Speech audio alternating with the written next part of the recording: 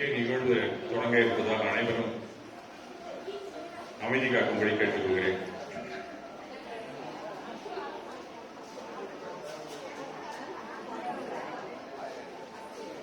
இன்றைய உரைவீச்சிலே நம்மிடையே வந்திருக்கக்கூடிய காஞ்சிபுரத்தை சேர்ந்த சௌதர்மன் அவர்களை உங்கள் சார்பாக வருக வரவேற்கிறேன். அவர்கள் சமணம் கூறும் இல்லற தர்மம் அப்படிங்கிற டாபிக்ல பேச வந்திருக்கிறாரு.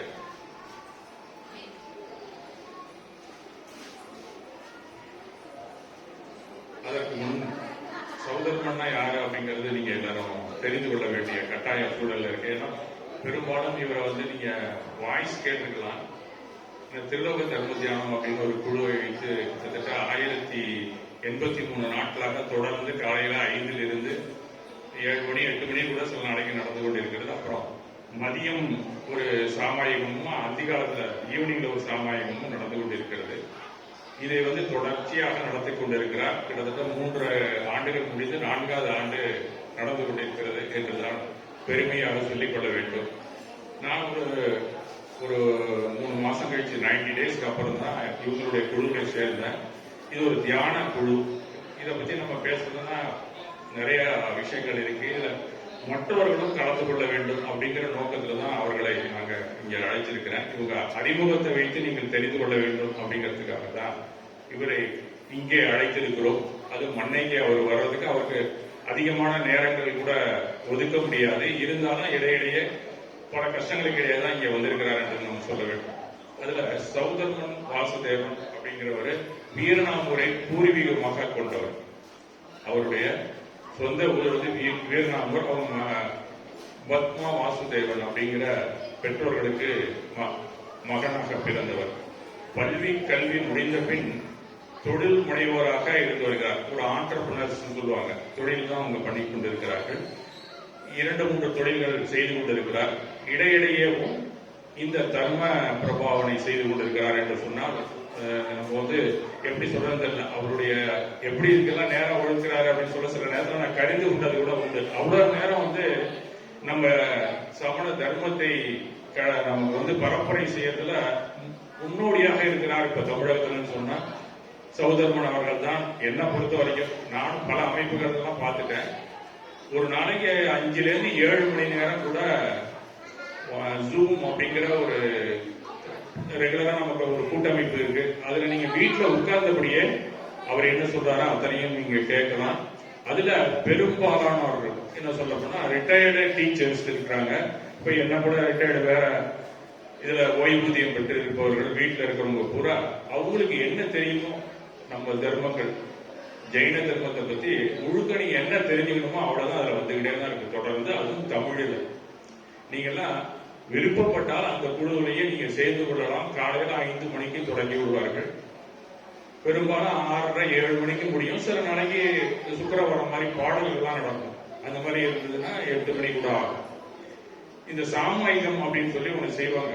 நம்ம நூல்கள் படித்தது சிராவக பிரதிக்கிரமணம் அப்படின்லாம் இருக்கு. அதெல்லாம் ஒரு தியானத்துக்கான ஒரு முன்னோடிகள். அதை நம்ம டெய்லி சொல்லணுங்கிறது ஒரு கட்டாயம். இந்த சாமாயிகம்ங்கிறது நம்ம டெய்லி சொல்லிக் கொண்டிருந்தாலே அதுவே பெரிய அளவுல நமக்கு முன்னேற்றம், ஆன்மீக முன்னேற்றம் அப்படிங்கிறது இந்த சாமாயிகம் சொல்றதுலாம் இருக்கு. இப்ப இருக்கிற அத்தனை துறவிகளும் 3 வேளை சாமாயிகம் செய்கிறார்கள். இல்லறதா ஒரு வேளையாவது இந்த சாமாயிகம் செய்ய வேண்டும் என்பது வரையறை கொடுத்திருப்போர் நம்முடைய பகவான் மகாவீரர். அவங்களுடைய சங்கத்துல தான் இது முடிவு செய்கிறார்கள். அது தொடர்ந்து மூல சங்கம் செய்து கொண்டிருக்கிறது. அத பிரேக் அங்கங்க இருந்த காலத்துல இப்ப கிட்டத்தட்ட 1083 ஆண்டுகளாக மகாவீரர் சொன்னதை எப்படியோ கேட்டு இவர் செய்து கொண்டிருக்கிறார் என்று நம்ம தனிப்பட்ட முறையிலே நாம் இவரை கரவொலி செய்து பாராட்ட வேண்டும் என்று உங்கள் அனைவரையும் கேட்டுக்கொள்கிறேன். இவருக்கு திருமணம் செய்து கொண்டார் கலைச்செல்வி அப்படிங்கிறதான் துணைவியார்கள். 2 குழந்தைகள், மகன் மகள் 2 பேருமே இருக்காங்க.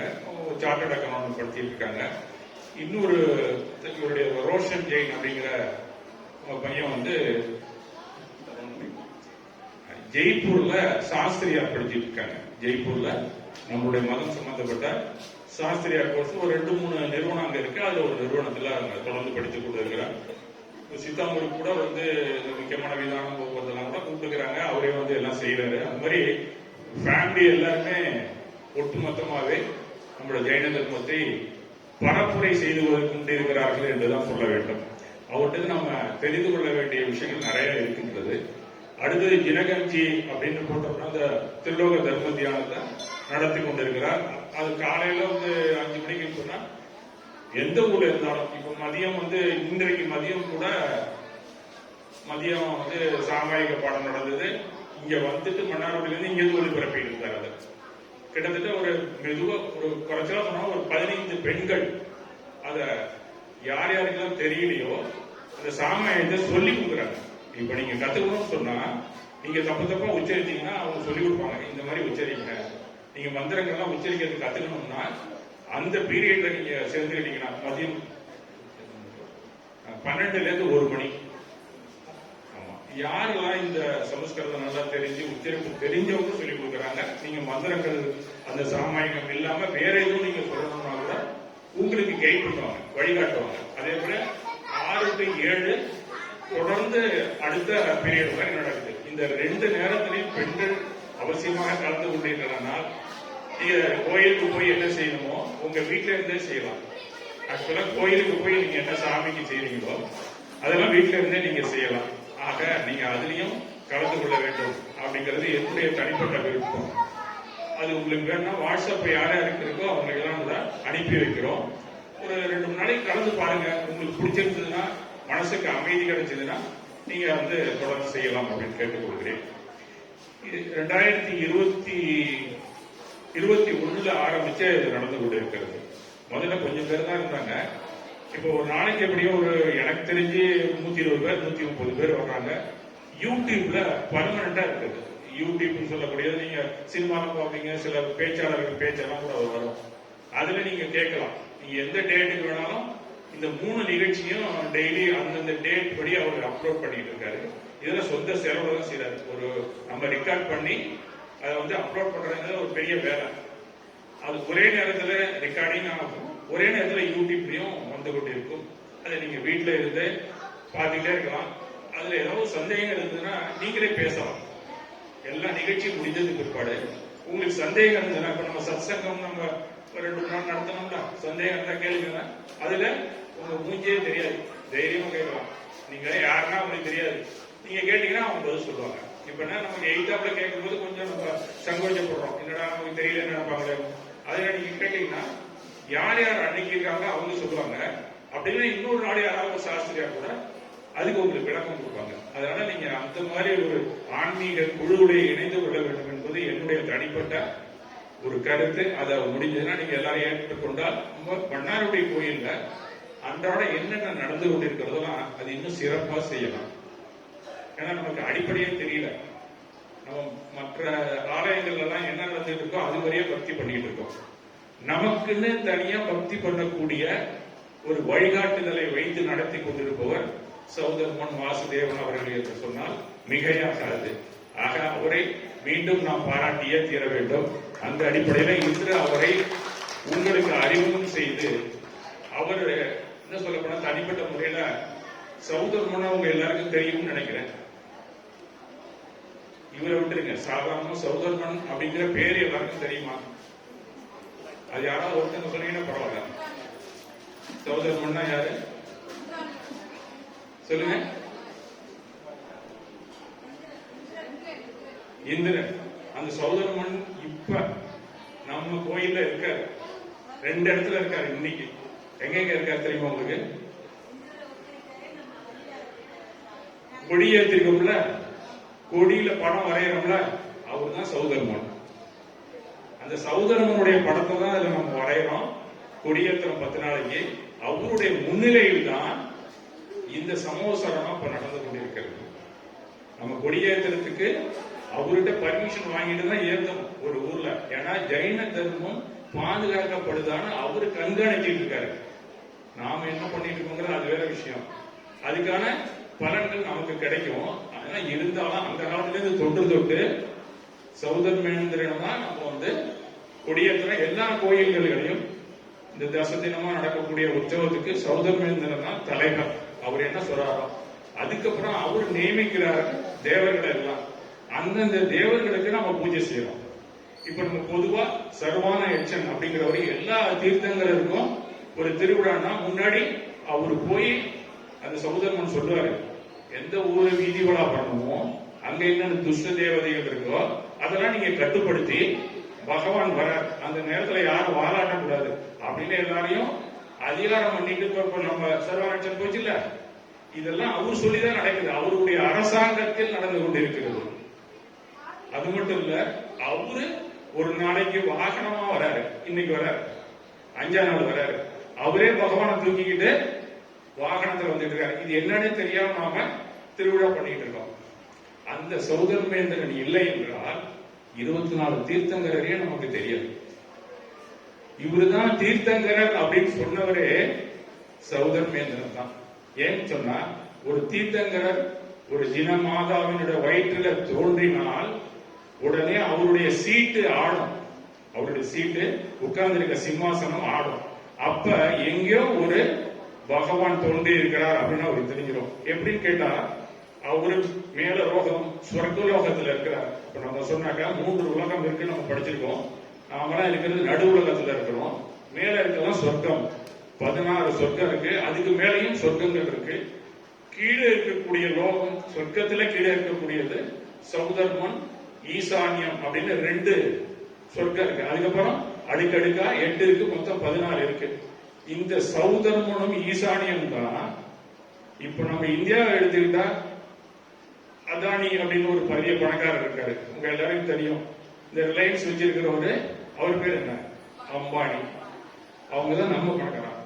உலக அளவுல பாத்தீங்கன்னா ராக்ஃபில்லர் ஃபேமிலி இருக்காங்க. யூகேல விக்டோரியா மகாராணி, இவங்க எல்லாம் பணக்காரன்னு நம்ம சொல்றோம். 3 உலகத்திலேயே பரிக்கிரகம் என்று சொல்லக்கூடிய உலகத்தில் இருக்கிற அத்தனை சொத்தும் சௌதர்மேந்திரன்டையும் ஈசானேந்திரன் தான் இருக்கு. அவங்க 2 பேரும் தான் நமக்கு மழையை கொடுக்கறாங்க, அத்தனை சொர்ணங்களையும் கொடுக்கறாங்க. பகவான் வராருன்னா அந்த சௌதர்மேந்திரன் ஆர்டர் போட்டு 6 மாசத்துக்கு முன்னையே அங்க மழை பெய்ய வைப்பார். சொர்ணமா கொட்டும், பவுனா கொட்டும். அந்த ஊர்ல, இந்த ஊர்ல எப்பயாவது பிறந்தா தேவலாம் நம்ம நினைச்சுக்கணும், அந்த மாதிரி எழுதிருப்பாங்க. அவரு தான் சௌதர்மேந்திரன் அப்படிங்கிறவரு. உலகத்தையே ஆண்டு கொண்டிருக்கக்கூடிய ஒரு தேவேந்திரன். அந்த தேவேந்திரன் எதுக்காக அதெல்லாம் செய்யறாருன்னா, அவர் குழந்தையிலிருந்து உணர்ந்து தீர்த்தங்கரா வந்தோன்னு யார் யாரெல்லாம் மோட்சத்துக்கு போகணும்னு நினைக்கிறாங்களோ அவருடைய அறிவுரையை கேட்க வேண்டும் அப்படிங்கிறதுக்காக சமோசரணம் ஒன்று அமைக்கிறார். அந்த சமோசரணம் எப்படி இருக்குன்னு கேட்டீங்கன்னா, அதை பத்தி ஒரு நம்ம வர்ணனை கொடுத்துட்டே இருக்கலாம். அதுல மனிதர்கள் இருப்பாங்க, 3 உலகத்தில் இருக்கக்கூடிய அத்தனை ஜீவராசியும் இருக்கும், நரகத்தில் இருக்கிறவங்க தவிர. அதுல மனிதர்கள், தேவர்கள், விலங்குகள், பறவைகள் அத்தனை பேரும் உட்கார்ந்து, மல்லி தீர்த்தங்கரர் வந்தா அவரு சொல்லுவாரு பிரீச்சிங், மகாவீரர் வந்தா அவரு சொல்லுவாரு. அந்தந்த காலத்துல அவங்க எவ்வளவு உயரம் இருக்காங்களோ அதுக்கு தகுந்தாப்புல ஒரு பெரிய ஓபன் ஆடிட்டோரியம் போடுவார். அதுல நடக்கும். இப்ப ஒலிம்பிக் போனீங்கன்னா கேலரியில இருக்குல்ல, அந்த லே அவுட்லாம் அதுல எழுதியிருக்காங்க அந்த காலத்திலேயே. அதுல எந்தெந்த சீட் யார் யார் இருக்கணும், எப்படி நடந்து போகணும், சுத்தி என்னென்ன இருக்கும், சாப்பிடறதுக்கு இருக்குமா, குடிக்கிறதுக்கு இருக்குமா, தங்குறதுக்கு லாட்ஜஸ் இருக்கா, எல்லாமே அதுல எழுதியிருக்கு அந்த காலத்துல இருந்து.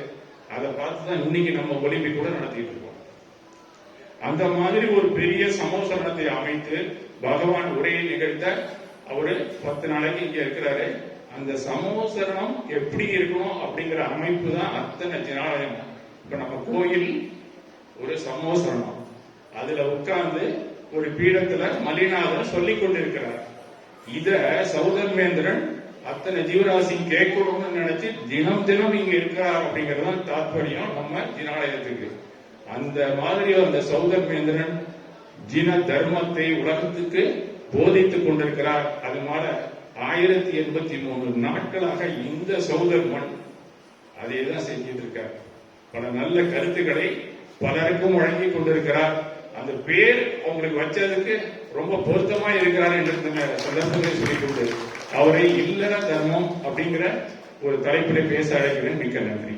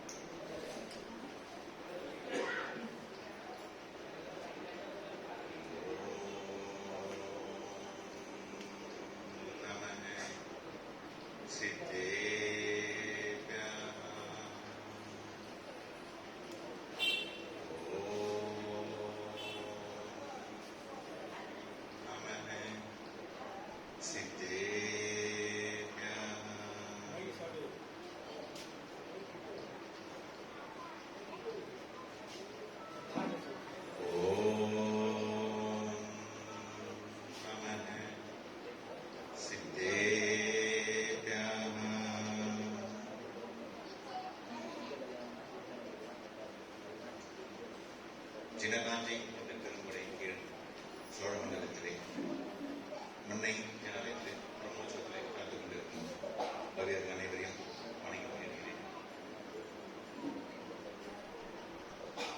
பிரம்மோற்சவம் என்று பார்க்கும்போது எத்தனை ஊரில் பிரம்மோற்சவம் நடைபெறுகிறது?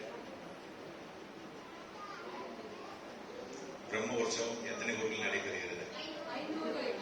5 ஊரில். எப்ப ஆரம்பமாகுது?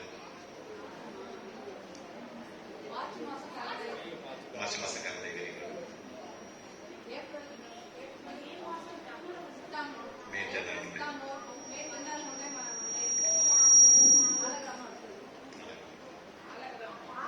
சமண நாட்காட்டியபடி எப்போ நடைபெறுகிறது?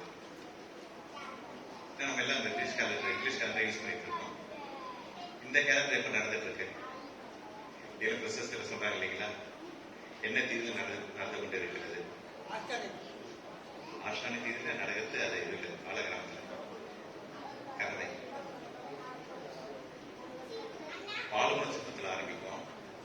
பால்குண சுத்தம் இது சமஸ்கிருதத்துக்கும் இங்கிலீஷ் இதுக்கும் பாத்தீங்கன்னா ஒரு பௌர்ணமி வித்தியாசப்படும். இப்ப நம்ம இங்க வைகாசி நடந்துட்டு இருக்கு. ஆனா இப்ப இது வந்து பார்க்கும்போது ஜேஷம் நாளைக்கு ஆரம்பிக்கும் போது பாத்தீங்கன்னா ஜேஷன் ஆரம்பிச்சோம். இன்னைக்கு வைசாக சுத்தம். இன்னைக்கு அந்த மாதிரி எல்லாமே வந்து பார்க்க ஒரு 15 நாள் வித்தியாசம் வரும். பால்குண மாசம் பால்குண சுத்தத்துல அங்க மகாபிஷேகம் நடக்கும். சைத்திர சுத்தம் மேல் சித்தாம்பரம், வைசாகம் இங்கே திருநரங்குண்ட, அடுத்தது ஆஷாடம் இதுல ஆலயரம். என்ன சமண நாட்காட்டிப்படி பார்க்கும்போது சூரியமானம் சந்திரமானங்கிற ஓட்டத்தப்படி இருக்கிறது. அந்த வகையிலே இந்த பிரம்மோற்சவ விழாவிலே எல்லாமே எதை நோக்கி போய் கொண்டிருக்கிறது? இன்றைக்கு என்ன திதி? இன்றைக்கு பௌர்ணமி. முழுமை உணர்த்துகிறது. இந்த நம்முடைய பெருவிழாக்கள் எல்லாமே எதை பாத்தீங்கன்னா எல்லாமே பௌர்ணமியில் தான் முடியும். ஆஷானிகள் எல்லாமே எல்லா பருவங்களுக்கும் பாத்தீங்கன்னா அந்த விழாவில் தான் முடியும். பௌர்ணமி நாள் தான் முடியும். இதை எதை உணர்த்துகிறது? நாம் நம்முடைய பிறவின் ரகசியத்தை உணர வேண்டும். அதை உணர்த்துவதற்கு ஒரு வழிமுறை காட்டியதுதான் அறம் என்று வரையறுக்கப்பட்டிருக்கிறது. இந்த அறம் எப்பொழுது தோன்றியது? அதுக்காக நம்ம இங்க பார்த்துட்டு இருக்கோம். தர்மஷ்ய மூலம் தயா, எதோ தர்ம தத்தோ ஜெயம். தர்மம் அறம் எனப்படுவது எதுன்னு பாத்தீங்கன்னா அது கருணை என்ற அடிப்படையிலே இருக்கிறது. எதோ தர்ம தத்தோ ஜெய. தர்மம் எப்படியோ அறம் எப்படியோ நம்முடைய வெற்றியும் அதை போலவே அமைகிறது. இன்றைக்கு ஒரு அன்னராமவாசம் மாதிரி இப்போ எந்த தீர்த்தங்களோட சந்தாங்களும் நடைபெற்றுக் கொண்டிருக்கிறது? எந்த தீர்த்தங்களுடைய சந்தாங்களும் நடைபெற்றுக் கொண்டிருக்கிறது? 24ஆம் தீர்த்தங்கர் வர்தமான மகாவீரோட தீர்த்த சந்தான காலம். ஏன்னா அவர் வந்துட்டாருன்னா அதுக்கப்புறம் அவருடைய இப்போ முதல் தீர்த்தங்கர் இருக்கார். முதல் தீர்த்தங்கர் ரிஷப தீர்த்தங்கர், 2வது தீர்த்தங்கர் அஜித்தன். அவருக்கு சமோசனம் ஏற்படும் பொழுது முதல் தீர்த்தங்களோட சந்தாங்காலம் போயிடுது. 2வது தீர்த்தங்கர் சந்தாங்காலம் வந்துருச்சு. இப்ப எனக்கு கல்யாணம் ஆகிற வரைக்கும் நான் சின்ன பையன் தான். கல்யாணம் ஆயிட்டா நானும் ஒரு பெரிய மனுஷன். செல்வன் போயிட்டு திருன்ற பேர் சேர்ந்தது இல்லைங்களா? அப்ப நீ ஒரு பேர் சரி நீயே போய் போட அப்படின்னு வீட்டில் அனுப்புற மாதிரி அதை சொல்லி கொடுத்து அனுப்புறாங்க. போய் இந்த மாதிரி ஊருலாம் போயிட்டு வா அப்படின்னு. இப்ப அதே மாதிரி 24ஆம் தீர்த்தங்கரர் அவரு கேவல ஞானம் அடைஞ்சிடுறாரு. உடனே அவர் தீர்த்த சந்தாங்கம் ஆரம்பிச்சதுதான் எத்தனை நாட்கள் பொறுத்து ஆரம்பிக்கிறது? அது முடிஞ்சு இவருக்கு கேவலஞானம் பற்றி சமஸ்கரணம் ஏற்படுறது. அமைதியா இருக்கிறாங்க. நம்ம குல மக்கள் மேல அப்படியே கேட்டு, ஏன்னா கேள்வி கேட்கறதுக்கு ஆள் பிறக்கலங்க. அப்போ கேள்வி கேட்கணும் பிறந்தாதான் அங்கிருந்து கேள்வி அவர் வாயிலிருந்து வரும். இப்படி ஏதாவது கேள்வி கேட்டீங்கன்னா நான் பதில் சொல்லுவேன், இல்லைன்னா நானும் கவனம் இருந்துட்டு அப்படியே போயிடுவேன். எத்தனை நாள் கழிச்சு அவருக்கு அந்த இது வருது, தீபத்துணி எழுந்தது? 66 நாட்கள் கழித்து எழும்புகிறது. அப்ப அந்த 66 நாட்கள் என்ன பண்றாங்க? சமோசனம் அமைஞ்சிருக்குது. தீர்த்த சந்தானம் ஆரம்பமாகவில்லை. அப்ப பாக்குறாரு சார் சொன்ன மாதிரி சோதரன் அவர் ஆசிரமத்தில் நிறைய பேர் எப்படி போறது, மக்கள் அமைதியாக எப்படி தீபத்துணி எழுப்புறது, இன்னும் பாசன சந்தானங்கள் நடைபெற்றுக் கொண்டிருக்கிறது அப்படின்ட்டு இவர் என்ன பண்றாரு? ஒரு அந்தனர் உருவெடுத்து செல்கிறார். செல்கிறது அனுமானிச்சிடுறாரு. இவர் தான் எங்க வரணும் அப்படின்ட்டு அனுமதிச்சிடுறாரு. அப்ப போயிட்டு இந்திரபூதி அப்படிங்கிற கௌதமரோட இயற்கை இந்திரபூதி அப்படிங்கிற போய் பாக்குறாங்க. அப்ப அவங்க போய் பாம்பு இவங்க சந்தேகம் இது கொண்டு போய் சொல்லிட்டு இருக்காங்க. அப்ப இவர் என்ன இப்படி பண்றீங்கன்னு கேட்டுட்டே இருக்கும்போது ஒரு ஸ்லோகத்தை சொல்லி அர்த்தம் கேட்கிறாரு. அதான் நமக்கு அறத்துல எடுத்து வருவதற்கான இது. ஸ்லோகம் என்னன்னு பாத்தீங்கன்னா, த்ரைகால்யம் திரவிய ஷட்கம் நவபத சகிதம் ஜீவ ஷட்காய லேஷ்யா பஞ்சான்யே சாஸ்திகாய பிரத சமிதி கதி ஞான சாரித்ர பேதா இத்யேதன் மோக்ஷ மூலம் பிரதீதி சமதிமான் யஸ்ஸவை சுத்த திருஷ்டி.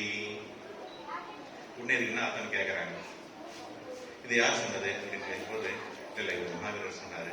அப்படியே அவர் சித்தார்த்தனின் கூட தெரியுமே, நல்லா படிச்சுட்டு வந்தோம்னாச்சு அப்படியே. சரி, என்னதான் திரைகாலம் காலங்கள் 3. என்னென்ன 3 காலங்கள் தமிழ்ல இங்கிலீஷ் படிச்சிருக்கீங்களா? நேற்று, இன்று, நாளை. என்ன காலங்க? நேற்று என்ன காலம்? இறந்த காலம், நிகழ்காலம், எதிர்காலம்.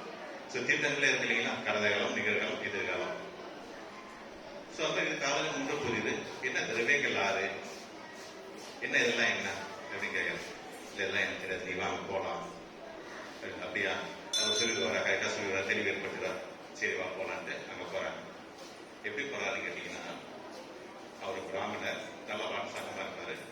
500 மாணாக்கர் கூட நடந்து போறாரு. எப்படி போறாரு கேட்டீங்கன்னா, மதம் கொண்ட யானை வெகுண்டு எழுவது போல போறாரு. அவர் பின்னாடி 500 பேரும் போறாங்க. எங்க போறாங்க? பகவானோட சமஸ்தானத்துக்கு போறாங்க. பகவானோட சமஸ்தானத்துக்கு போனதும் தூரத்துல என்ன பாக்குறாங்க? மானசம்பத்தை பாக்குறாங்க. அந்த மானசம்பத்துக்கு அருகாமையில் போகும்பொழுது, அந்த துதிய ஒன்று பாடி போகும்போது அவருடைய மான கஷ்டங்கள் எல்லாமே அழுந்து விடுகிறது. அந்த தான் என்ற கர்வம் இருந்தும் அவருக்கு அந்த ஞானம் உற்பத்தி ஆகுது. இப்போ உள்ள போயிட்டு அதே பணியோட வணங்குறாரு. அவருக்கு அந்த கைவிடையில கிடைக்கப்பட்டு வராங்க. அப்போ அன்னைக்கு அவருக்கு ஞானம் பெற்றதுக்கு அப்புறம் திவ்யதுணி எழும்புது. திவ்யதுணி எழும்பின பிறகு அவர் அதை கிரகிச்சு உணர்த்த மற்ற இருக்கிற அந்த 12 கணங்களில் இருக்கக்கூடிய உயிர்களுக்கு விளக்குகிறார்கள். இன்னைக்கு நம்ம ஆகமம்னு சொல்றோம். அந்த ஆகமம் எப்படி வழிபடுறது? நம்ம வணங்கக்கூடியவர்னு பார்க்கும்போது ஆப்தன், ஆப்தன்கிறவங்க 24 தீர்த்தங்கர்கள். ஆப்தன் உரைத்த திவ்ய துணியை நம்ம மொழிபெயர்த்து சொன்னவங்க யாருங்க? கணதரர். அந்த கணதர் அவரு தான் கிரகிச்சு அதை நமக்கு புரியுற பாஷையில சொல்றாங்க. அதை யார் கிரகிச்சுக்கிறாங்க? ஆசாரியர்கள், முனிவர்கள். அவங்க தான் இன்னைக்கு இந்த வழிவகையில நமக்கு எடுத்து சேர்த்துட்டு இருக்காங்க. அப்ப அந்த மாதிரி ஆப்தன் கணதர் வாயிலாக உட்பட்டு முனிவர்கள் நமக்கு கொண்டு வந்து சேர்த்து இன்னைக்கு நமக்கு முனிவர்கள் தான் கொண்டு வந்து நமக்கு கிடைக்கப்பட்டிருக்கிறது. அதுதான் ஆகமம் என்று வழிவகையில சொல்லிக் கொண்டிருக்கிறார்கள். அந்த வகையிலே அந்த பொருட்களை நாம் தெளிய வேண்டும். நீங்க எளிய தமிழ் சொல்லணும் பாத்தீங்கன்னா, ஒரு பாடல் சொன்னார் இல்லைங்களா? என்ன பாட்டு பாடினாருங்க? யாருடைய பாடலுங்க அது? ஜீவோதய பாடல் தானே. 20ஆம் நூற்றாண்டிலே 19ஆம் நூற்றாண்டிலே ஆச்சாரியர் அகலங்கர் இல்லை என்றால் சமணம் இருந்திருக்காது. 20ஆம் நூற்றாண்டிலே ஜீவோதயம் என்றால் சமணம் இருந்திருக்காது என்று மகாசுவாமிகள் சொல்லலாம். அந்த மாதிரி எளிய வகை பாடல் மூலியமாக செல்லும் இடங்களில் எல்லாம் அந்த அறத்தை பரப்புகிறார் ஜீவன் ஸ்ரீபலையா. அந்த பாடல் பாடுறீங்களா? என்ன எத்தனை பேர் கட்சி வரைக்கும் இருந்து கேட்கல என்னன்னு தெரியாது. முதல்ல கை தட்டி வாங்கிக்கலாமா? பாடுறீங்களா?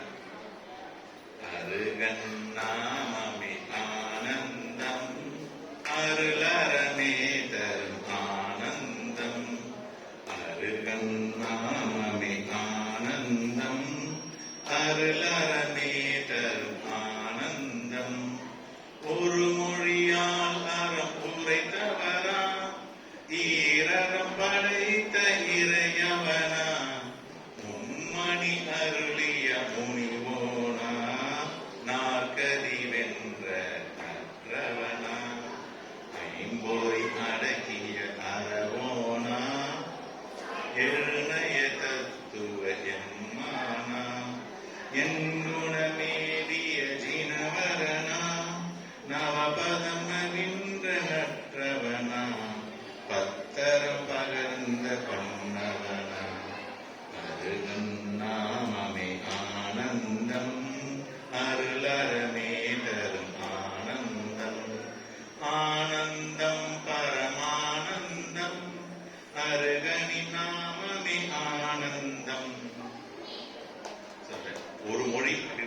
என்ன மொழிங்க? அகிம்சை. அதுதான் அந்த ஒரு மொழியா அகிம்சைன்ற அந்த ஒரு மொழியா நம்ம பண்ணிட்டு இருக்காங்க. அகிம்சை என்னங்க? தத்துவ சூத்திரம் சொல்ற மாதிரி பாத்தீங்கன்னா மோட்சம் மார்கர்ஷே. இப்போ மோட்சத்துக்கான மார்க்கங்கள் பல வழியில இருக்கு. நீ காஞ்சிபுரத்திலிருந்து வரணும் அப்படின்னு பாத்தீங்கன்னா விழுப்புரம் வரைக்கும் வந்துட்டு அங்கிருந்து லெப்ட்ல கட் பண்ணி கும்பகோணம் வழியா வரும். அப்படின்னா நம்ம திருச்சி போயிட்டு இப்படி போய் சுத்திட்டு வரலாம். அது மாதிரி பல மார்க்கங்கள் இருக்கின்றன. எல்லா மார்க்கங்களையும் தர்மத்தை அறத்தை வலியுறுத்துகின்றன. அந்த ஒவ்வொரு மார்க்கங்களும் ஒரு விலங்குகளோட காலத்தை ஒத்து இருந்தாலும் எல்லாங்களோட காலத்தையாவது அடைக்கிறதுங்க. ரெண்டாவது தீர்த்தங்களோட சின்னத்தில் அடைக்கிறது. ரெண்டாவது தீர்த்தங்களோட சின்ன எதுங்க? அஜய் தீர்த்தங்களோட சின்னம் லாஞ்சனம் யானை. யானையோட காலத்துக்குள்ள எல்லாமே அடங்கிடுது. அது மாதிரி இந்த அகிம்சை என்ற பேரத்துக்குள்ள எல்லாமே அடங்கிடுது. ஓகே. ரெண்டாவது ஒரு மொழியால் முறை தவிர ஈரறம் பகன்ற இறையவனம். இரண்டு அறங்கள், ஒன்று இல்லறம் மற்றொன்று துறவரம். இரண்டு அறங்கள் நமக்கு சொல்லிக் கொடுத்திருக்காங்க. இந்த அறங்கள் நமக்கு எதை வலியுறுத்துகின்றன? நாமளும் நல்லா இருக்கணும், எதிராளியும் நல்லா இருக்கணும். அதுதான். அப்ப முதல்ல அகிம்சைன்னு பார்த்தோம். அந்த அகிம்சை எனக்கு வேணும் அப்படின்னா நான் என்ன பண்ணணும்? எதிராளி அகிம்சை உணர்வோடு நான் நடந்தா அவங்க என்ன நடந்துப்பாங்க? இல்ல நான் அந்த வேலை நடந்து நீங்க மட்டும் அகிம்சை பண்ண யாரும் பண்ணிடுவாங்களா? பரஸ்பர உபகாரமா இருக்காது இல்லைங்களா? சோ நீங்க என்ன பண்ணணும்னு எனக்கு நானும் அதை பண்ணாதான் கிடைக்கும். அதான் பரஸ்பர உபகார ஜீவானம். அது இயல்புமே அதுதான். சோ இன்னைக்கு சிங்கத்தோட கன்றுகள் சேர்ந்த இது மாதிரி நம்ம மாறிட்டே இருக்கோம். ஆட்டுக்கடையில் சேர்ந்த சிங்கக்குட்டி மாதிரி நம்முடைய சுய பலம் என்னங்கிறது தெரியாம, தைரியம் என்னங்கிறது தெரியாம ஆட்டுக்குட்டியோட இணைஞ்சு நம்ம மேல் கத்திட்டு இருக்கோம்.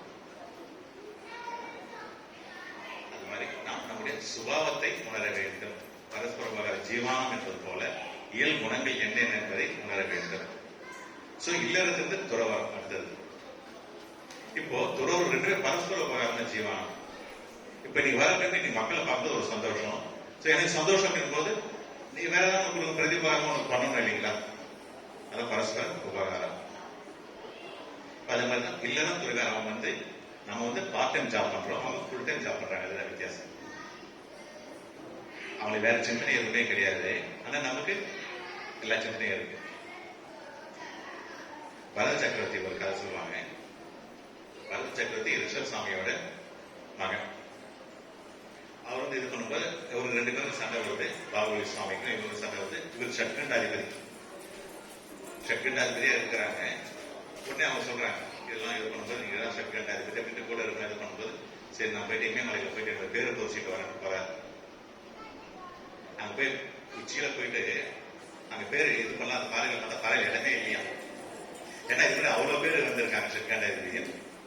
அப்ப அதை பார்த்தது அவருக்கு அந்த ஞானம் ஏற்படுதா? பண்ணாம ஒண்ணுமே சாதிக்கல, இவருக்கு சாதிச்ச மாதிரி வந்துடுறாரு. அப்போ அவ்வளவு வைராகமா இருக்கிறாரு. தம்பி ரொம்ப சண்டை போடலாமா?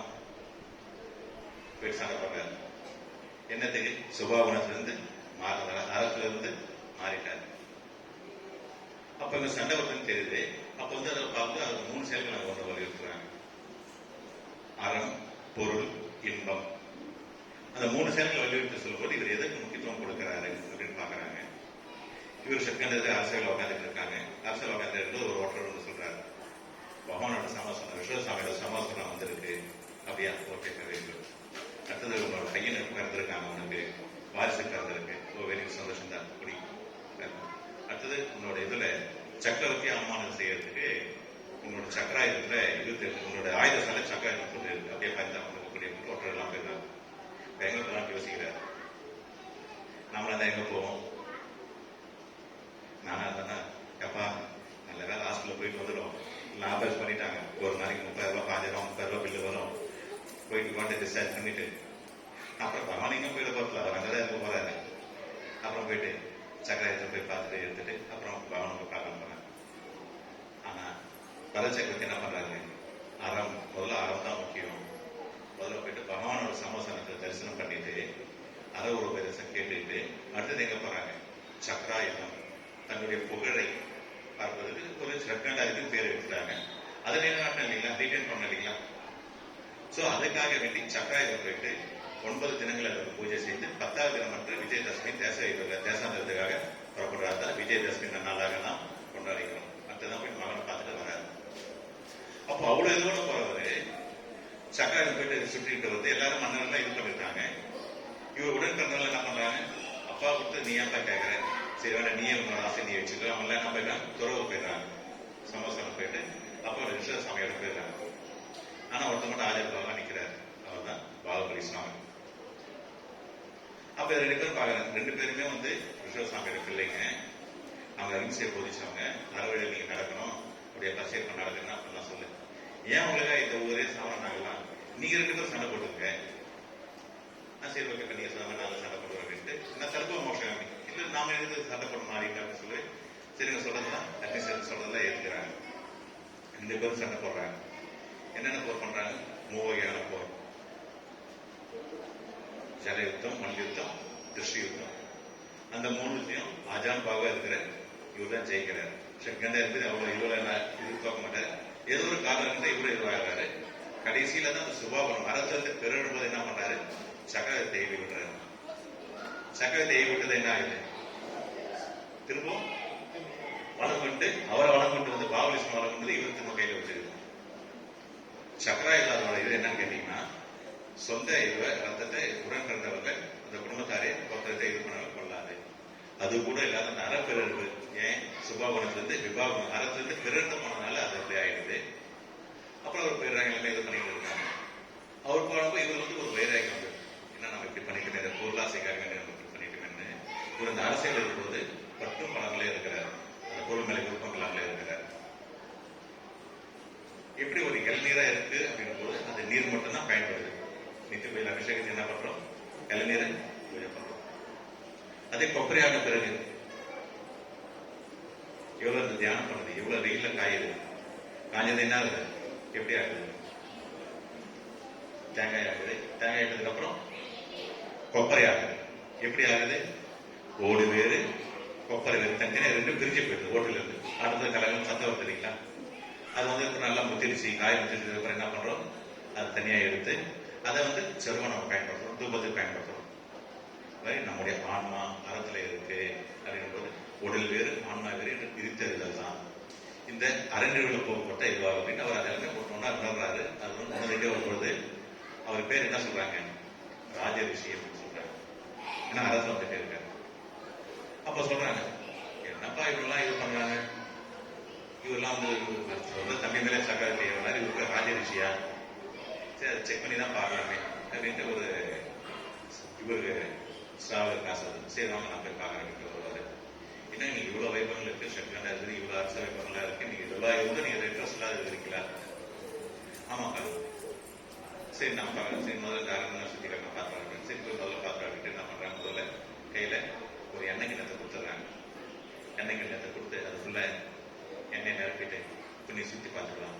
ஆனா ஒரு கட்டளை, இந்த எண்ணெய் கப்பல் இருந்து ஒருத்தர் எண்ணெய் சொன்னாலும் உன்னுடைய தலைக்குட்டி கப்பலும்.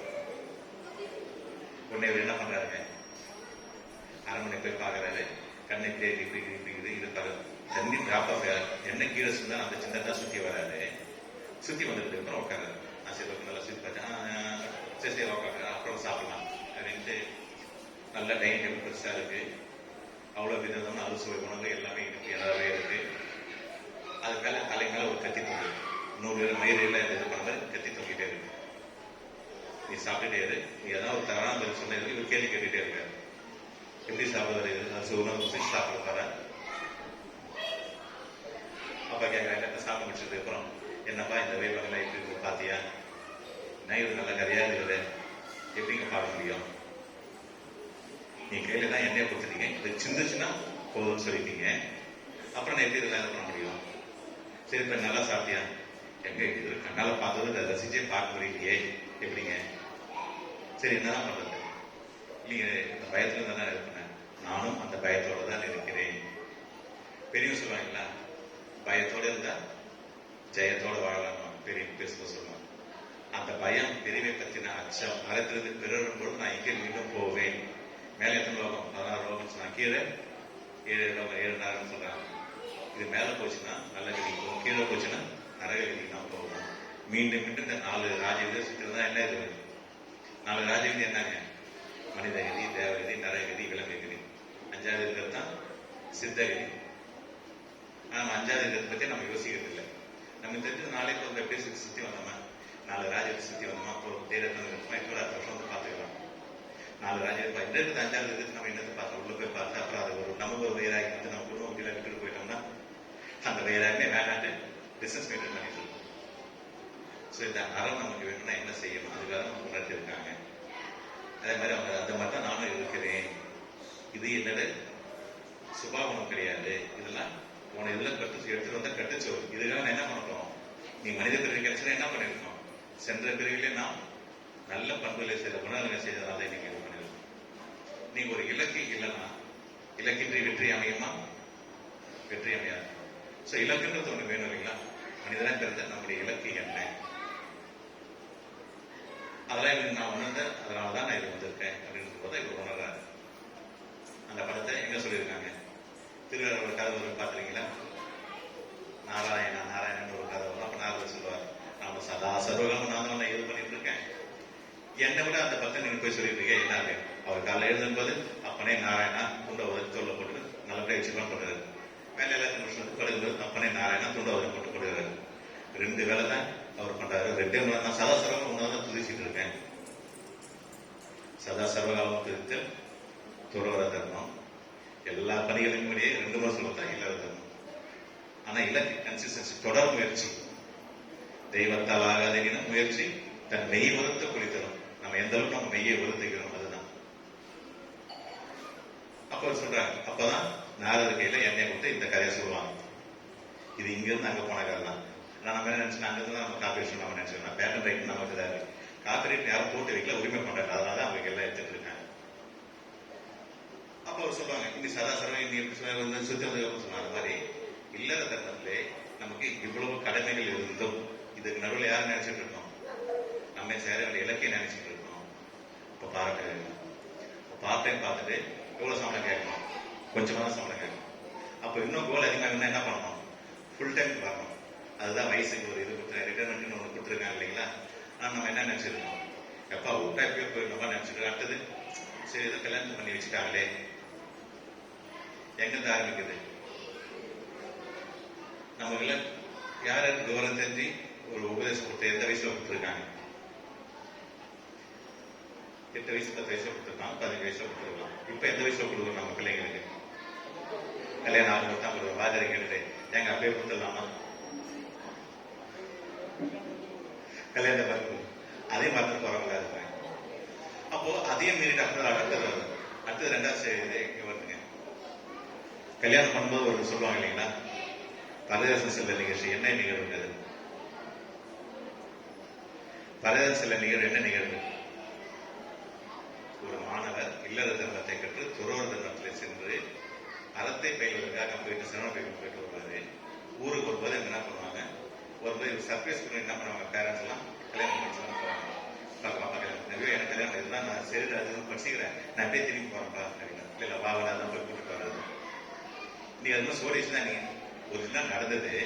ஆனா இன்னைக்கு என்ன பண்றாங்க, பார்த்துட்டு இருக்காங்க, கையில இருக்கும் பேப்பர் புக் எதுவுமே இருக்க, பஞ்சால கூட இருக்க, வாதில் எடுத்து வர மாட்டாங்க. உடனே பேப்பர் தினத்தன் பேப்பர், அந்த தினத்தன் பேப்பர் வாங்கி கையில சுத்திட்டு அதை பிடிச்சி கையில இவர் போச்சு பையிலப்பா வா உங்களுக்கு வண்டி தரேன், வா உங்களுக்கு இதை தரேன் அதை தரேன்.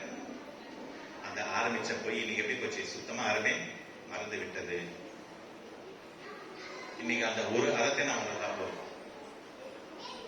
அப்ப அவங்க என்ன விளம்ப சொல்றாங்க, அப்பா இல்லம்ன்றது இதுவும் ஒரு தர்மம் தான், துறவர்ந்து அதுவும் ஒரு தர்மம் தான். நீ பிராக்டிஸ் பண்ணி எதுக்காக பிராக்டிஸ் பண்ண, இந்த சந்ததி உன்னோட போயிடக்கூடாது இல்லையா, அரசு சந்ததி உனக்கு அப்புறம் இதை யார் காப்பாத்துறது, அதுக்காக ஒரு நல்ல சந்ததியை உருவாக்கி கொடுத்துட்டு இந்த அரசந்ததி தொடர்வதற்கு ஒரு வழிவகை பண்ணி நீ பாப்பா உன்னை யாரும் தடுக்கவே இல்லை. சரி ஓகே சமாதானம் ஆயிட்டு, சரி ஓகே பண்ணலாம் அப்படின்ட்டு இப்போ வந்துட்டு போறாங்க.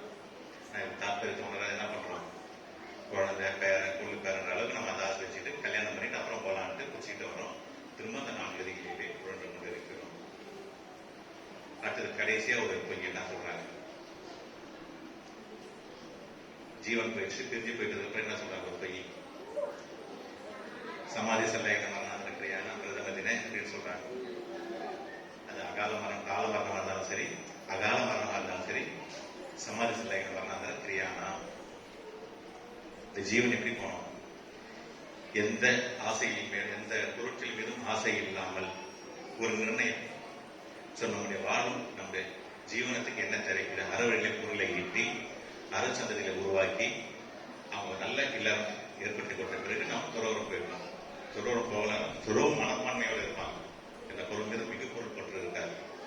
இன்னும் பெரியவங்கள வீட்டுல எவ்வளவு சென்று ட்ரெஸ் வச்சிருந்தாங்க, போகிற டெய்லி யூஸ் பண்ணு, அது ஒரு லிமிட்டடா இருக்கும், ஒரு 10க்குள்ளதான் இருக்கும். அதெல்லாம் 10 மேக்சிமம் அதிகம். நைட் நம்ம எத்தனை வச்சுட்டு இருக்கோம்? காலையில போட்டு சாயங்காலம் போட்டு, சாயங்காலம் போட்டு வராம போறது இல்லை. அப்ப நாமளே ஒரு வரை இப்படி பலமா அப்படி பலமா ஒரு வரையறுக்குள்ள ஒரு கஷ்டத்துக்குள்ள இருந்துட்டு இது பண்ணும்போது சமணத்தோட மிகப்பெரிய பலமாக தான் பலவீனமா இருக்கும். எது பலம்? எண்ணம், சொல், செயல், திரிகரணம், சுத்தி அப்படின்ற மாதிரி செயல பண்ணலாம் கூட பரவாயில்ல, அந்த எண்ணத்துல இருக்கு இல்லையா, அந்த பாவனையில இருக்கு இல்லையா, அந்த பாவனையில இருந்திருக்கா அப்படின்றது அதெல்லாம் என்ன பண்ணிட்டு போறோம், அந்த மனசால அது இருந்திருக்கலாம் அதை சொல்லிட்டு போப்பா. நாளைக்கு செயலுடைய பெறுவது யாருன்னா அதை எதுவும் சொல்லலாம், அந்த பாரம்பரியம் மறந்துடும். அதனால 10 பேர் எல்லாம் போனா போட்டோம், ஆனா ஒரு நல்லவன் குழைக்கணும் அப்படிங்கிறதுனால தான் அது வந்துட்டே இருக்கும். அந்த ஒரு பொய்யை மெய்ப்பிக்க நாம் நினைச்சா அறவழியிலே நாம் செல்லலாம். அதான் எல்லாரும் துறவர்கள் பார்த்தோம். மும்மொழி அருளிய முனிவோனம், மும்மணி 3 மணியில் இருக்கு. நற்காட்சி, நல்ஞானம், நல்லொழுக்கம். அதான் தத்துவ சூத்திரமாக நமக்கு சொல்லியிருக்காங்க. தத்துவ சூத்திரம் எப்படி ஏற்பட்டது? ஒரு ஸ்ராவகர் இருக்காரு.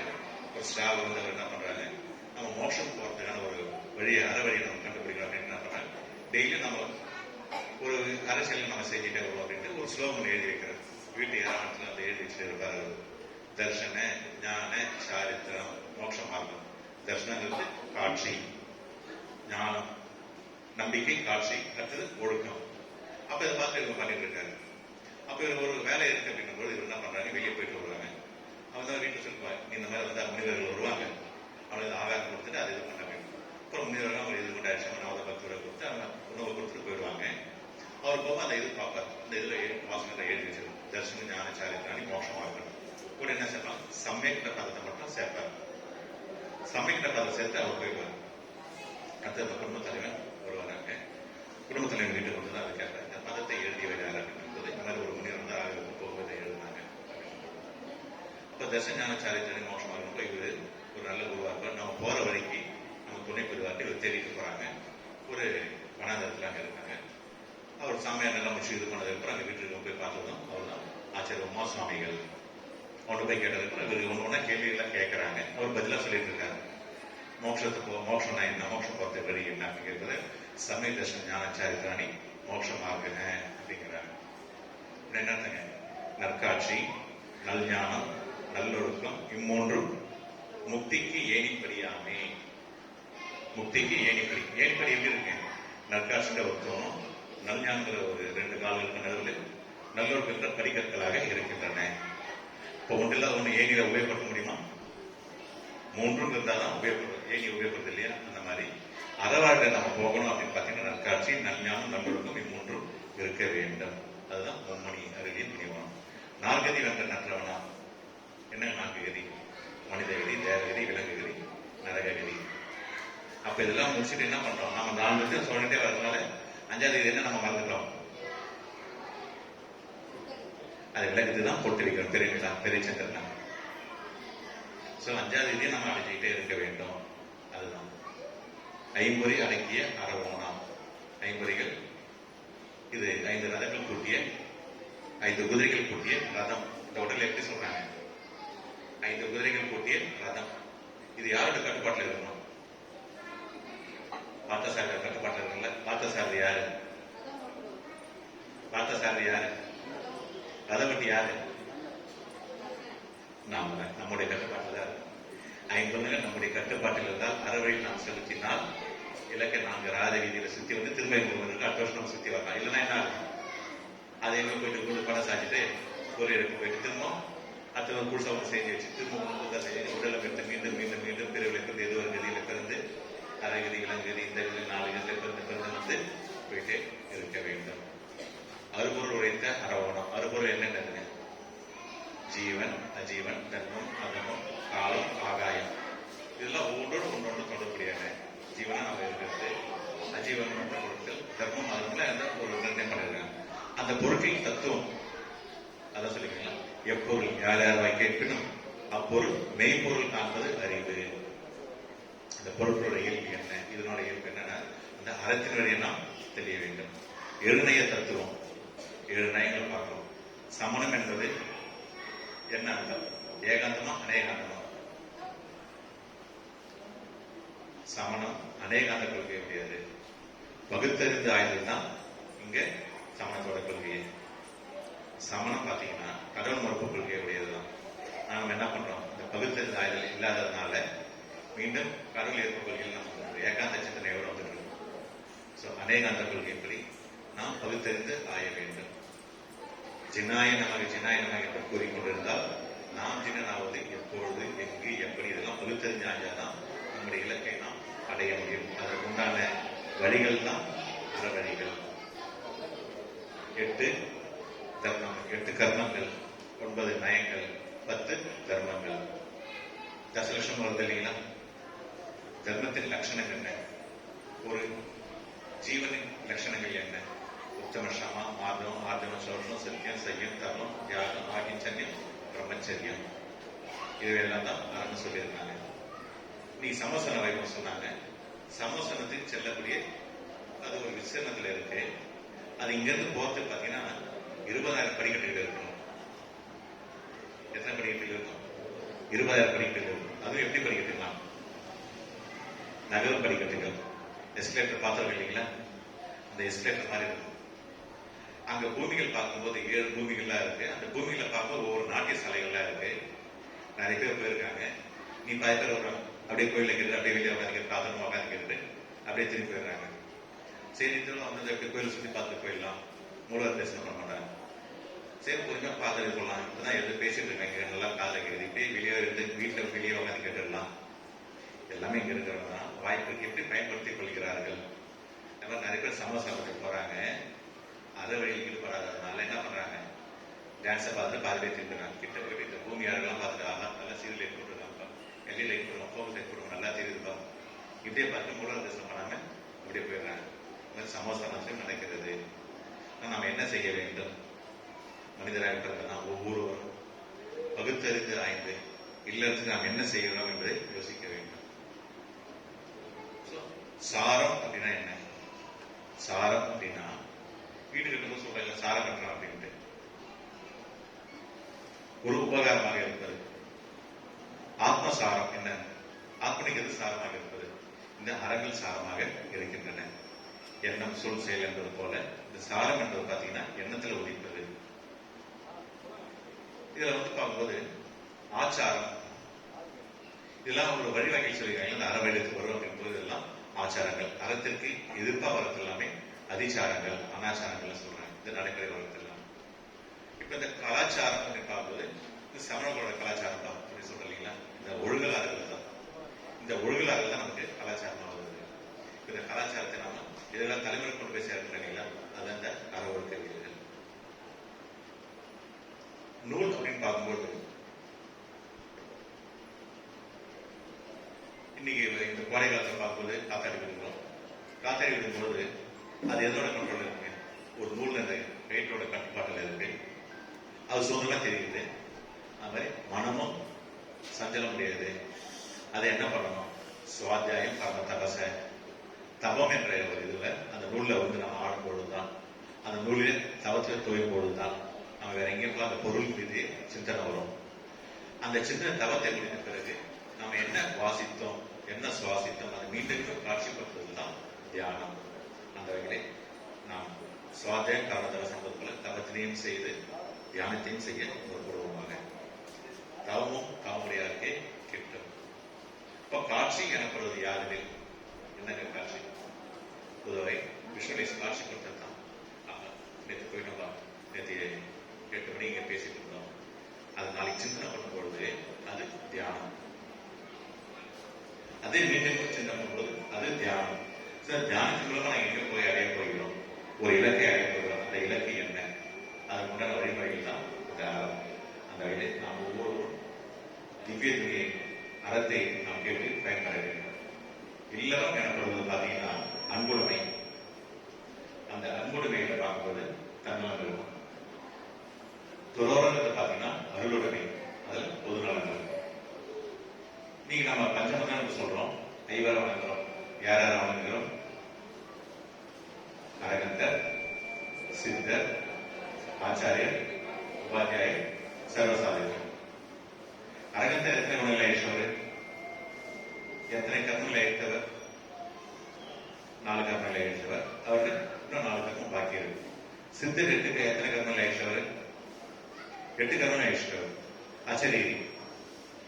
அப்ப 8 ஐஸ்வர் மேல வரணுமா, 4 ஐஸ்வர் மேல வரணுமா? 8 ஐஸ்வர் தான் மேல வரணும். ஆனா அவர் செகண்ட் கேட்டகரியில வராது. ஏன்? ஏன்னா அவர் தன்னல மட்டும் பார்த்துட்டு நீங்க எங்க இருக்கிட்டாவது போங்க, நான் பார்த்து என்னோட வெளியே பார்த்துறேன், அவர் கிளம்பி போயிட்டாரு. ஆனா அரவிந்தர் என்ன பண்ணாரு? நான் என்ன வெளி கிடைச்சது தெரிஞ்சவங்க சொல்லிட்டேன். ஆனா மற்றவங்க பயன்படுத்த அவங்க என்ன பண்ண அறவுபதேசம் செய்கிறார்கள். சமோசனம் அனைத்து அறவுபதேசம் செய்கிறார்கள். அதனால்தான் அவங்க அந்த அறம் பரப்பினால்தான் அவங்க வந்து முதன்மை தன்மைக்கு வராங்க. அப்ப நம்மளாம் யாரோட பேர் இல்லைங்க, யாரோட குழு பேராங்க? நம்மளாம் பகவானோட குழு பேரங்கள் தானே, மூலம்னு சாப்பிடுறாங்க தானே. இப்ப நாம எப்படி இருக்கணும்? நீங்க எங்களுக்கு போன் இல்லாம அதுவும் இருக்கணும். ஆனா கடைசியில் அவரும் என்ன பண்றாங்க, ஒரு குறிப்பிட்ட காலத்துக்கு பிறகு அறம் பரப்பிட்டு அவரும் தன்னால் பார்த்து போயிடுறாரு. அடுத்த தலைமுறை சந்தையை உருவாக்கிட்டு வாழை என அந்த தலைமுறை உருவாக்கிட்டு போயிட்டாங்க. அந்த மாதிரி நாமும் மற்ற சந்ததிகளை உருவாக்க வேண்டும்.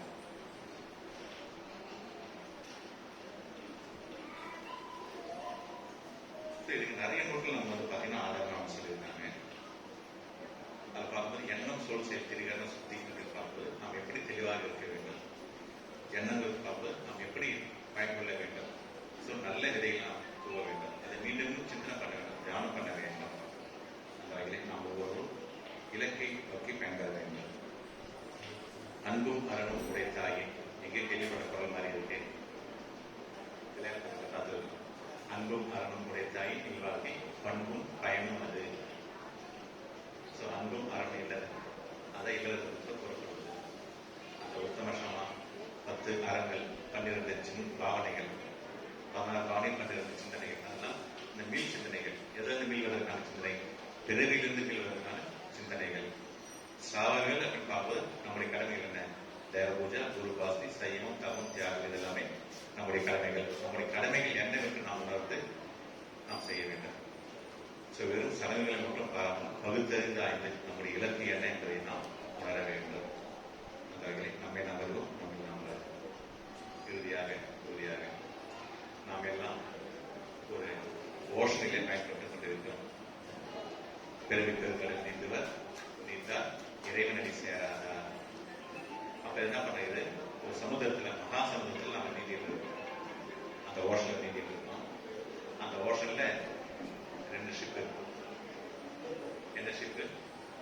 ஒன்னு ஃப்ரெண்ட்ஷிப், இன்னொன்னு ரிலேஷன்ஷிப்.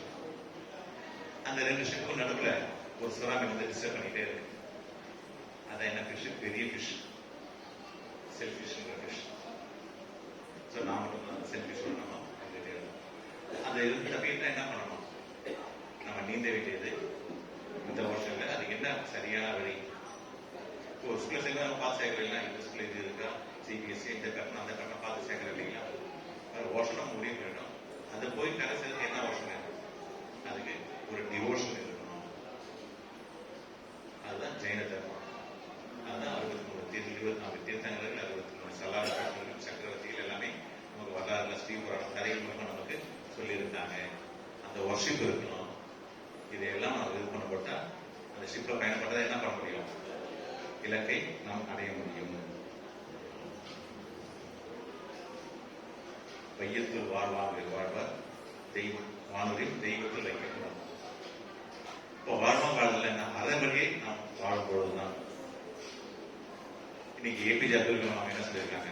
பிறக்கும்போது ஏழையாக பிறப்பது பாவம் அல்ல, இறக்கும் பொழுது சொல்லியிருக்காங்க இல்லைங்களா? அப்போ உனக்கு கிடைச்ச வாய்ப்பை நம்ம எப்படி பயன்படுத்தணும்? நான் என்ன சொல்லலாம், எங்க அப்பா என்ன சொல்லி விடுற, அவர் இப்படி பண்ணி வச்சா, அப்படி பண்ணி வச்சுட்டு போயிட்டாரு. சரி, ஓகே, கருத அடுத்து வந்து சுயமா வந்ததுக்கு நீ என்ன செய்ய போகிறாய்? உணர்வு இல்லைங்களா? அந்த வகையிலே இல்லாத காட்டிய நல்ல வழியிலே நம்மை நாம் அறிவோம், நம்மை நாம் அறிவோம். ஓம்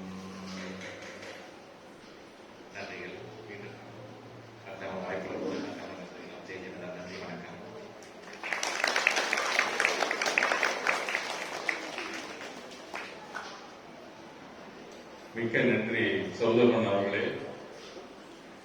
இதுவரை நம்முடைய காஞ்சிபுரத்தில் இருந்து வந்து அவருடைய பொன்னான நேரத்தையும் ஒதுக்கி வைத்துவிட்டு நல்ல உரை ஆற்றி இருக்கிறார்கள். இதுல பல சொற்கள் அவர் பேசும்போது முன்னாடியே பழக்கம் இருந்தால் டக்கு டக்குன்னு நமக்கு ஞாபகம் இருக்கு.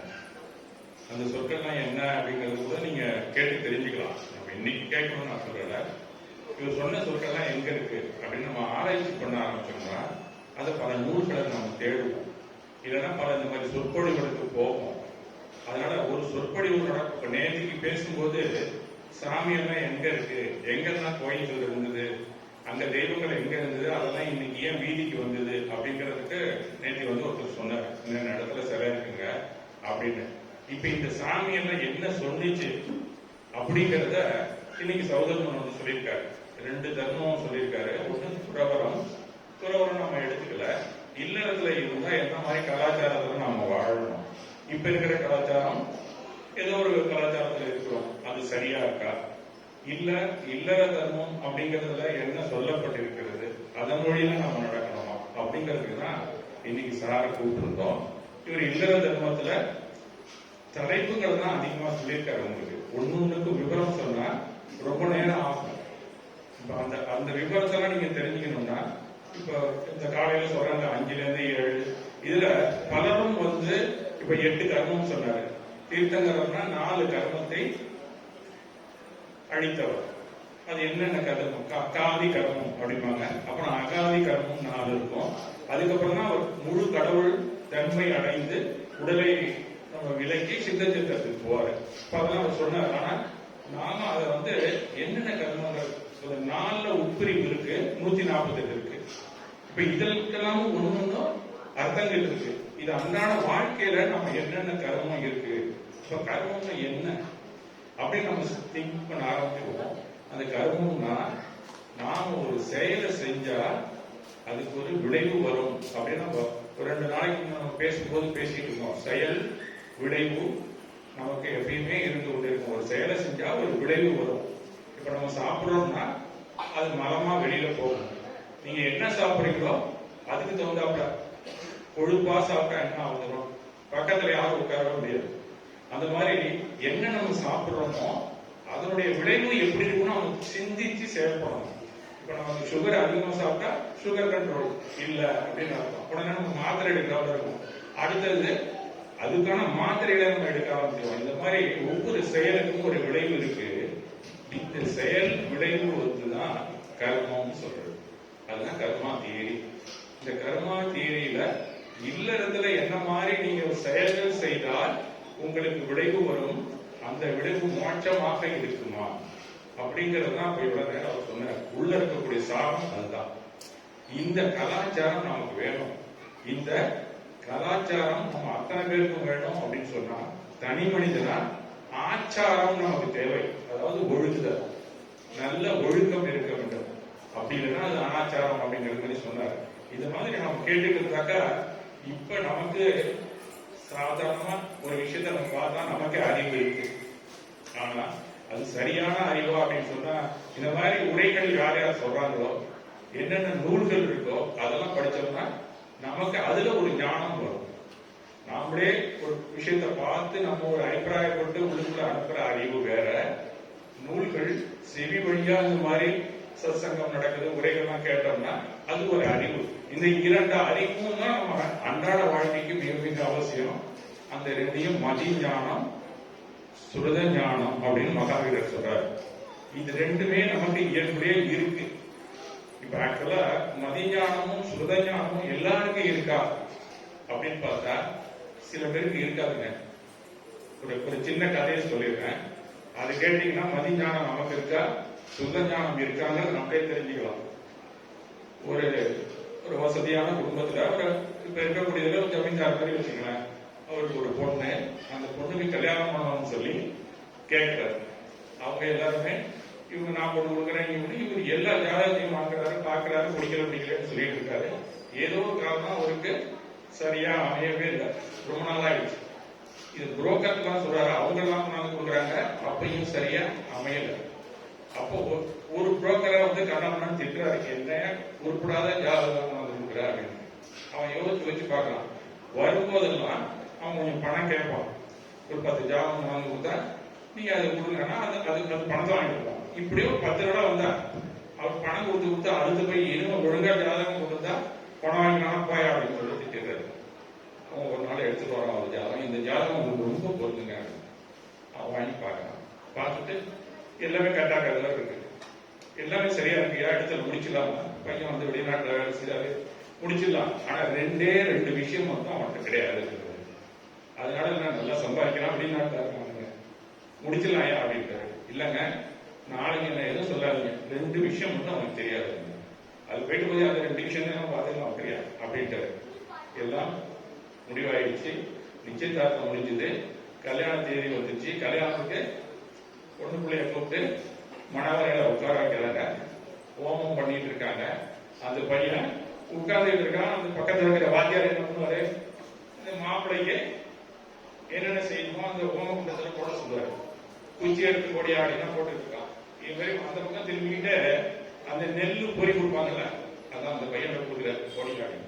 இவன் என்ன பண்ண, கையில வாங்கிட்டு எங்கே பார்த்துட்டு பொரியல வாயில போட்டான். இவன் வந்து பாருங்க பெரிய கம்பெனியில வேலை செஞ்சு சம்பாதிச்சிட்டு இருக்கான். அந்த நெல்லு பொரிய அந்த ஓம குண்டத்துல போடணும்னு அவனுக்கு தெரியல, வாயில போட்டான். இருந்தாலும் ஒரு தடவை சொன்ன, அடுத்த தடவை கொடுக்கும்போது வாயில போட்டான். உனக்கு சொன்னா புரியாது, நெல்லு பொரிய போடியான அப்படின்னு வாயில இருந்ததை துப்பிட்டான். வாயில தானே இருக்கு அந்த பொரிய, ஓம குண்டத்துல வாயில இருந்து அதுல துப்பிட்டான். அடுத்தது இந்த நாயகன் இவனுக்கு கல்யாணம் பண்ண முடியாது, இந்த மாதிரி முட்டா பேரெல்லாம் இருந்திருக்கேன்னு சொல்லி அவர் எழுந்திருச்சாரு. அப்புறம் அந்த ஜமீன்தாரை கூப்பிட்டு உட்கார வச்சு, கொஞ்சம் அவனுக்கு புரியாது, யாரு ஒன்னும் கோச்சிக்காத, வெளிநாட்டுல இருந்திருக்கான், நம்மளுடைய கலாச்சாரம் அவனுக்கு தெரியல, அதை நம்ம சொல்லி கொடுத்தா தெரியும், நீ கோச்சிக்காத அப்படின்னு.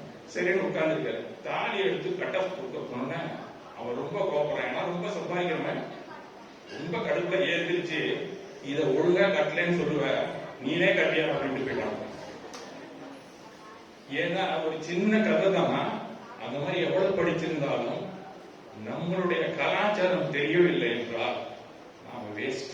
இந்த மதத்துல பிறக்கிறது வேஸ்ட், இந்த குலத்துல இருக்கிறது வேஸ்ட். அதனால நம்மளுடைய சொந்த ஞானத்தை நாம் வளர்த்துக் கொள்ள வேண்டும் அப்படிங்கிறதுக்கு தான் இந்த மாதிரி கூட்டங்கள் எல்லாம் அவசியம். நீங்க நாளைக்கு வந்தீங்கன்னா இவர் சொன்ன சில கருத்துக்களை விவரமாக திண்டிவனத்திலிருந்து இளங்கோவன் வராரு, நிறையவே உங்களுக்கு சொல்லுவாரு. கர்மத்தின் விளைவு என்ன அப்படின்னு சொன்னா மரணம் தான். கர்மத்தின் விளைவு ஒவ்வொருத்தருக்கும் மரணம் அப்படின்னு சொன்னா, ஏசுநாதரை கேட்டீங்கன்னா பாவத்தின் சம்பளம் மரணம் அப்படின்பாரு. அவரும் கர்மா தியரி தான் சொல்றாரு. அது என்னன்னு கேட்டீங்கன்னா, திரும்ப திரும்ப உனக்கு பாவம் பண்ணினா மரணம் வந்துகிட்டே இருக்கும், அது அப்படி சொல்றாரு. பாவத்தின் சம்பளம் மரணம் நம்மள சொல்ற, மறுபிறப்பு உனக்கு வந்துகிட்டே இருக்கும்னு நம்ம சொல்றோம். அந்த மாதிரி மறுபிறப்பு இல்லாம இருக்கணும்னா ஜெயின தர்மத்தை நம்ம கடைபிடிச்சா மீண்டும் நம்ம பிறக்க வேண்டியதில்லை. அதுக்கு இந்த பிறவி சுழற்சி, பிறந்து இறந்து கொண்டே இருக்கிறோமே, அந்த பிறவி சுழற்சியிலிருந்து நாம் மீள வேண்டும் என்றால் நாளைக்கு வரக்கூடிய இளங்கோவன் அவர்கள் உங்களுக்கு பிறவி சுழற்சியை பற்றி அருமையாக சொல்லி தருவார். நீங்க அமைதி காக்க வேண்டும். கண்டிப்பா இதை விட முக்கியமான சப்ஜெக்ட், ஒவ்வொரு நாளைக்கும் ஒரு சப்ஜெக்ட் அதிகமாக போயிட்டு இருக்கு. நீங்க எல்லாம் கேட்டீங்கன்னா அதுக்கப்புறம் நீங்க எங்கேயாவது படிக்கும்போது தெரிந்து கொள்ளலாம். ஆகவே அவசியம் ஏதாவது கலந்து கொள்ளுங்கள் என்று இந்த வேளையில் இந்த விழா குழுவினர் சார்பாக உங்களை கேட்டுக்கொண்டு, இவ்வளவு நேரம் அமைதியாக உட்கார்ந்திருந்து கேட்ட உங்களுக்கு விழா குழுவினரின் சார்பாக நன்றியை தெரிவித்துக் கொண்டு இன்றைய உரையை முடித்துக் கொள்கிறேன். அடுத்து ஒரு சின்ன ஒரு கலை நிகழ்ச்சி இருக்கிறது.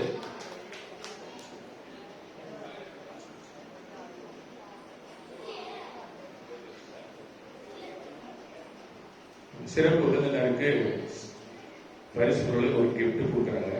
அத திரு ராஜசேகரன் அவர்கள் பொன்னாடை பொறுத்தவர்கள்.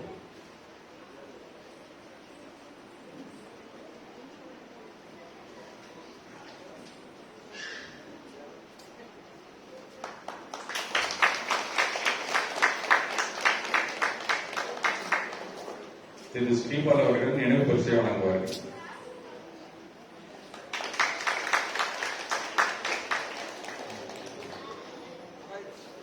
அடுத்த ஆர்பி அவர்கள் நமக்கு டான்ஸ் போடக்கூடாது. மலேசியா டான்ஸ் பார்க்கலாம் நம்ம. கொஞ்ச நேரம் அமைதியா இருக்கு.